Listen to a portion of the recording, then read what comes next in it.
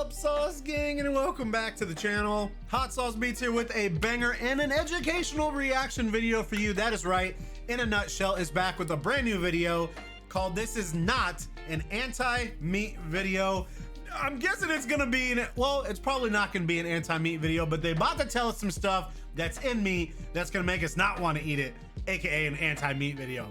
I'm just guessing. But anyways, I'm hyped to jump in this, but before we do, please show In a Nutshell some love by subscribing to their channel and chat. We're trying to get to 250,000 subs, so if you haven't yet, please smash that subscribe button and join the Sauce Gang family. But enough talking, let's get to reacting and roll that bomb ass intro. Hot Sauce Beats is finally here. Hot Sauce Beats is finally here. Eat, sleep, make beats. Eat, sleep, make beats. Hot Sauce Beats! Woo-hoo!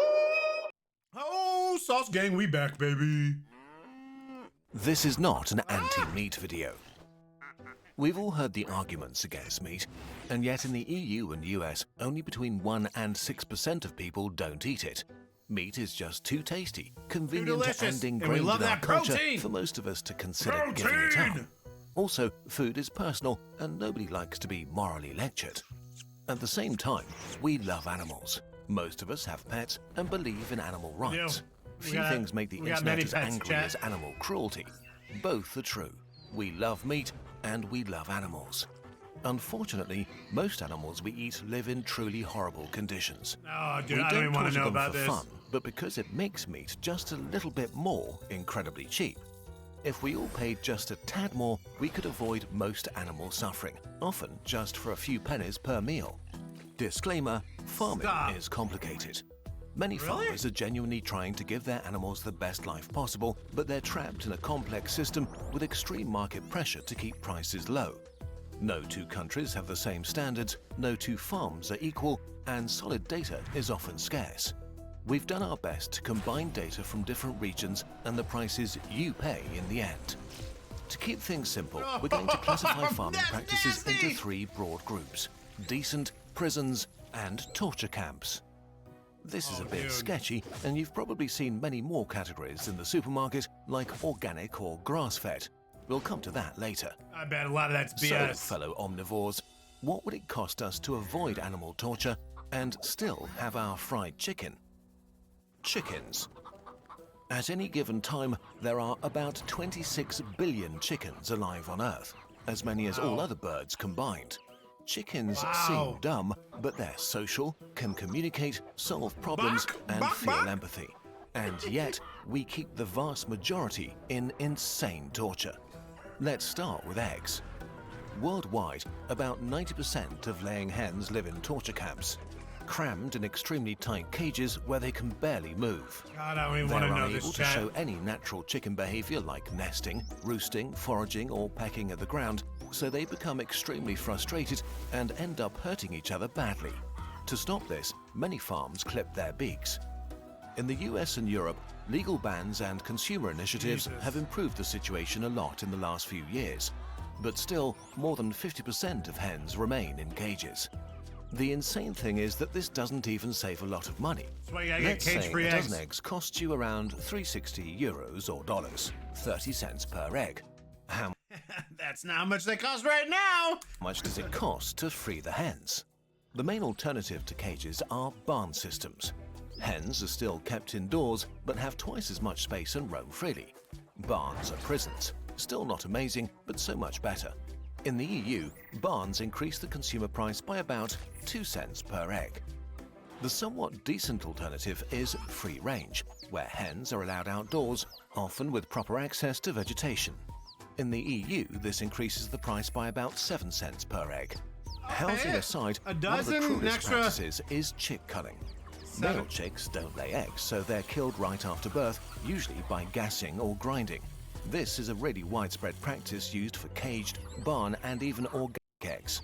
7 billion baby chickens are killed this way each year.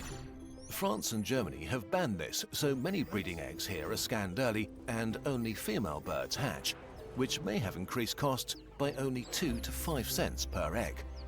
So if you pay 85 cents more for a dozen eggs, you can make a difference between serious chicken torture and pretty decent chicken lives. And for another 60 cents, you can help end chick culling too. Chicken meat is a different story. Most meat chickens today are genetic freaks, bred to reach amazing weights incredibly fast. Their internal organs are under a huge amount of stress and they can't even walk properly because of their weight, which causes them a lot of pain for much of their lives. It's hard to give exact numbers here, but if farmers were to switch to breeds that grow slower and suffer far less, a serving of chicken breast that you buy at $1.50 would become 9 cents more expensive in the US. 90% of meat chickens in the EU live in prisons or torture camps. They're kept indoors in extremely crowded conditions, with sometimes dozens of birds per square meter, often in the dark and with poor ventilation. So what if we moved them all to prisons? One EU study found that giving them 30% more space, perches, fresh air and daylight would increase the price by another 13 cents per serving. Probably less than 5% of meat chickens live free range in relatively decent conditions. This meat is actually noticeably more expensive, double the price of regular chicken. But chicken is the cheapest meat, so depending on the cut, you'd pay 35 cents to €1 or $1 more for a serving of chicken that had a decent life. Pigs. Pigs are basically dogs. They're as intelligent, social and playful as our wolf buddies and make lovable pets. I didn't know they were as smart as dogs. How they live and arguably have it the worst of all animals we eat. Probably more than 90% of all pigs live in torture camps. They spend their entire lives indoors in extremely crowded spaces on concrete floors without straw or bedding. Since this is far from what they need, they get frustrated and often fight. Piglets have their tails docked to stop tail biting. Most males are castrated after birth so that their meat will taste better, often without pain relief to save time. Mothers are kept in crates, extremely tight metal straitjackets where they can't move at all. This leads to extreme suffering for the mother and for the piglets, which are held in a barren area separated by metal bars and taken away at just 3 weeks old. Jesus, dude. Imagine treating dogs like that. First, let's get to the prison level. Getting rid of crates would raise the cost of a €2 serving of pork by about 20 cents. Anesthesia for castration costs almost nothing, around 1 cent per kilogram of meat. And a study in Denmark found that giving pigs more straw and bedding material and 30% more space and other things that are more animal-friendly would increase the price per serving by another 20 cents. This is still an awful life for an animal this intelligent, but obviously much better, for 40 cents more per serving. Going one level further and giving pigs outdoor access for at least 40% of their lives and 300 to 400% more space indoors would increase the price per serving by another 80 cents. Just over 1% of pigs in the EU live in these or similar conditions. We can't know if this is really okay for such a smart and social animal, but it starts resembling something decent. And all for about $1.2 or euros more per serving of pig. Cows. So roughly Cows raised for meat 60%. have it the best because they usually spend about 2/3 of their lives outdoors, making their lives pretty good. If they were in the wild, it'd be basically the same thing but less safe. Their lives are far from perfect though, especially the end. The vast majority of cows spend the last months of their short lives in finishing feedlots, either prisons or torture camps, where they're fattened to reach their slaughter weight as fast as possible. Probably less than 5% of beef cattle in the US have lifelong access to outdoor pasture. And yet, a recent German study found that it only increases the price of beef by around 15%. The life quality of cows varies widely even within countries and regions, depending on the available land, climate and farming traditions. So it's really impossible to make more This easy isn't where I and thought cheap this video was suggestions to going, make chat. their This is lives better. disgusting. Dairy cows do have it much worse. They're often kept indoors for most of the year and suffer pain, sole ulcers and lesions from standing on concrete. But once again, none of these things seem to be needed to have affordable milk. In Germany, outdoor pasture increases the price of the milk by about 10 cents per litre. We could go on with many other animals and farming practices, but the summary is clear. For the animals we eat the most, upgrading their living conditions from outright torture to somewhat decent may cost you about 15% more for beef and milk, 50% for eggs and pork, and 100% for chicken meat. The meat of the issue. Opinion part. Meat has gotten so cheap that we have to torture animals to keep the prices insanely low. This really is all there is to it. Food in developed countries is the cheapest it's been in history. In the US, the largest meat consumer in the world, an average person spends $337 a month on food, $88 on meat, eggs and dairy. If these became an average 50% more expensive, that would increase the monthly expenditure on food by about $43. This may sound like a lot, but relative to income, this only means paying as much for food as US consumers did in 1987. In Germany, the average person spends about €70 a month on meat, eggs and dairy. If we increased prices by 50% on average to make the lives of these animals better in a really meaningful way, this would rise by about €35 to about €100. If this still sounds too expensive, it may be because around 20% of all meat people buy is simply thrown away. Meat got so cheap that we often don't eat it before it goes bad. It's no longer valuable. Okay, so if you go shopping, what can you do? Oh, that sound! It can feel like you can't do anything as an individual consumer, but this is not true. The market follows demand. So if you don't want to buy torture meat, look at the labels on holding conditions. If there is none, it is torture meat for sure. If there is, well, it's complicated. It's often unclear what different labels mean, if they're strictly enforced or legally binding. Some are great, others whitewashing. And we haven't talked about the most expensive meat so far, organic meat. You've probably noticed that many price estimates we've given here don't quite match your experience in the supermarket.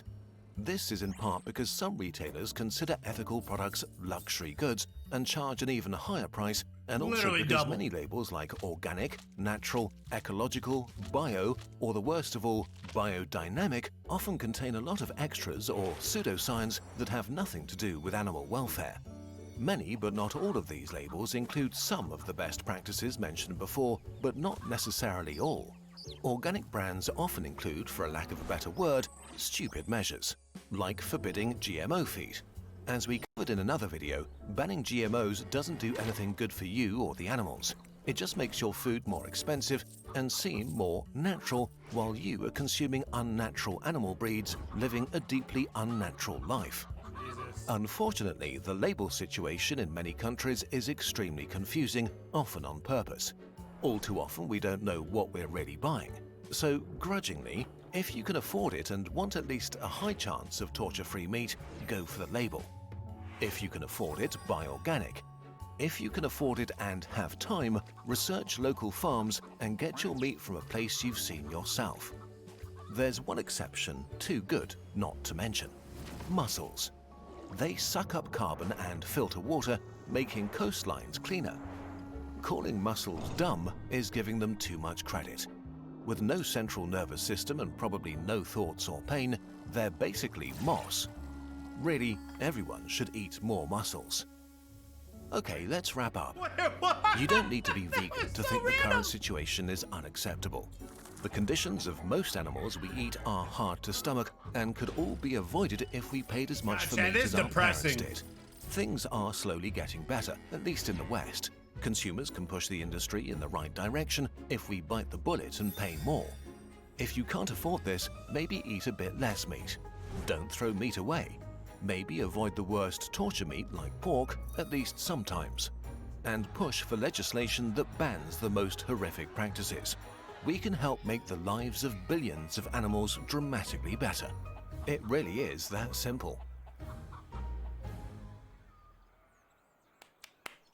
Let's make change, chat. You can only advocate for better. You can make a difference. Woo! Okay, dude. Like I said, sometimes it's just so. I mean, you know, you hear stuff. You hear that. You know, especially just everything going on with chickens right now and the bird flu, and egg prices are like tripled right now. So everything's kind of focused in on chickens and eggs right now. You definitely hear like how bad it can be or how bad it is. And that's just insane, dude. I didn't realize. So I knew chickens obviously lived pretty bad. I knew dairy cows are not in great conditions. I didn't know how bad the rest were though. It's really sad. Very depressing. Ugh. I don't know. Let me know what y'all think in the comments. please show In a Nutshell some love by subscribing to the channel. Chat, we're trying to get 250,000 subs. So if you haven't yet, please smash that subscribe button, join the Sauce Gang family. Enjoy the rest of your day, and remember to eat, sleep, and make beats. And as usual, become another. That's all I got. Boom, I'm out. Coo-hoo, got nothing but love for the Sauce Gang.